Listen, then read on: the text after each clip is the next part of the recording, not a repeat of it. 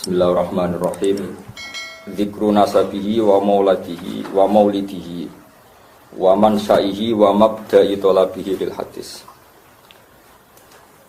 Terus saniki nggih mun lami ada film tentang Imam Bukhari.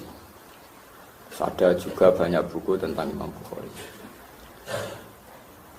Mergi diyakini ulama ahli sunnah sak dunya as-sahul kutub ba'da kitabillah. Sause Quran niku paling otentik niku kitab sing dikumpulno kalian Imam Bukhari nggih. Namine niku Muhammad bin Ismail bin Ibrahim bin Mughirah bin Bardisbah al-Bukhari al-Jufi. Sinten namine Muhammad bin Ismail bin Ibrahim bin Mughirah bin Bardisbah al-Bukhari al-Jufi. Niku seangkatan kalian Imam Ahmad bin Hambal, luwih nom sithik. Seangkatan mbek sing aran Sahih Muslim. Sami-sami menangi Imam Waqi'. Terus Imam Waqi' niku guru bersamane Imam Syafi'i. Imam Syafi'i angkatan awal. Terus junior berikutnya kemudian lahir golongan Imam Bukhari, Imam Ahmad bin Hambal, Imam Muslim. Ini gitu rungokno tenan ya. Kenapa hadis itu begitu penting? Karena setiap kebenaran sejati niku rata-rata tiyang ngeklaim qala Rasulullah. Muni qala Rasulullah itu sensitif banget. Ima dekne iku wong saleh, kepengin semua prilakune istinad bergantungan ambek panduane Kanjeng Nabi.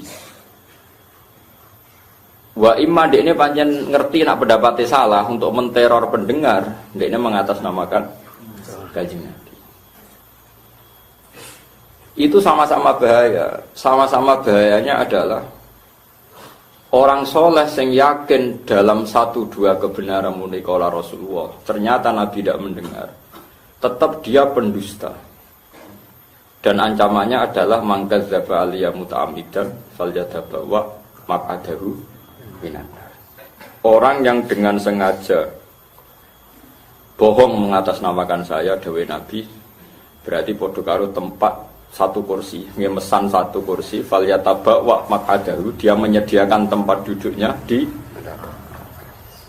nerungono tenan, terutama sing khusuk-khusuk sing soleh-soleh. Jarene Imam Muslim temu Qadimah Sahih Muslim, lam naras solihin akdzaba minhum fil hadis. Saya tidak pernah melihat orang soleh bohong sebohong mereka kalau saat ngendikan ngutip hadis. Mane hati-hati dadi wong soleh, perkarane dadi wong soleh sithik-sithik mesti ngistinatno ning Kanjeng Nabi. Kadang niku saking bodhone. Mergo nak Nabi ra dawuh tenan senajan to barang apik, kemungkinane iku ana kebodohan massal. Dan itu ngeri. Misalnya ngeten contoh paling gampang. Ada orang soleh sing saking yakine pentingnya tarawih. Terus dia nggawe hadis atau mengira itu hadis. Kalau baleni malih nggawe hadis atau mengira itu hadis. Karena kadang orang soleh itu ra niat dia hadis, mengira itu hadis. Wong kadang yo budune ra karuan. Terus dia cerita, kata Rasulullah, orang yang sholat tarawih di hari pertama ganjaran kok Nabi Adam, kedua kok Nabi Idris. Sampai kentekan Nabi selawe.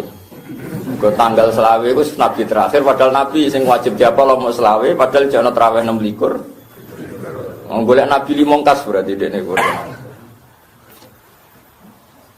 Itu nyata. Kemudian ahli hadis sepakat dan ahli tarikh juga sepakat hadis itu pasti palsu. Karena Nabi tidak mungkin melafadzkan kata tarawih.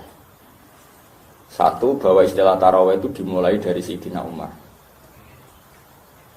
Karena pendiri tarawih dengan cara seperti itu adalah Sayyidina Umar. Nabi mboten menangi.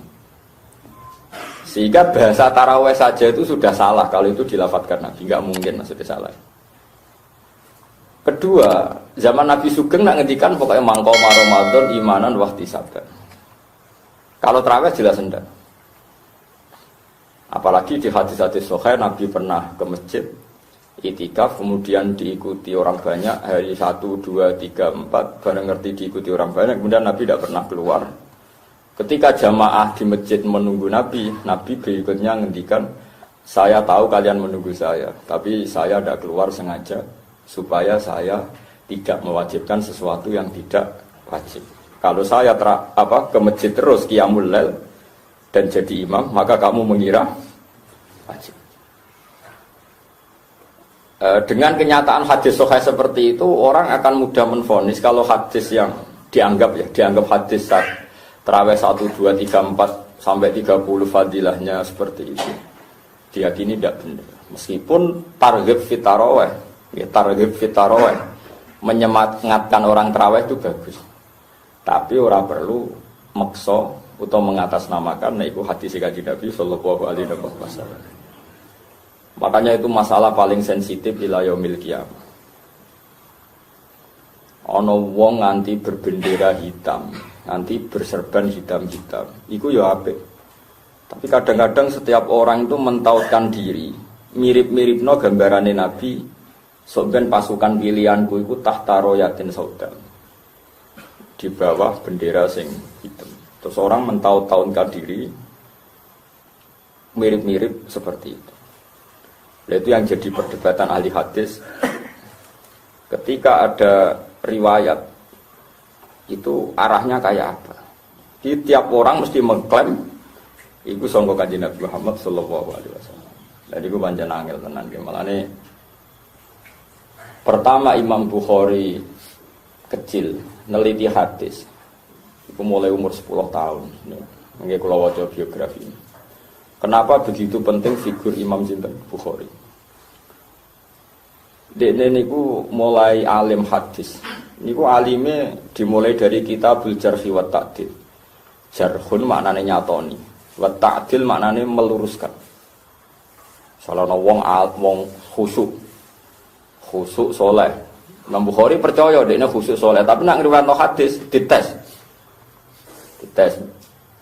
Misalnya kon lafat telu, kok bariku 1 jam lagi rubah, berarti orang kena dia ambil hadis mergo lalinan, soleh tapi nopo lalinan. Atau dia soleh yo ilingan, tapi ora tau ngaji hadis minimal 10 tahun, yo ora tintel Imam Bukhari. Tidak ahlinya, pasti ngawur dia.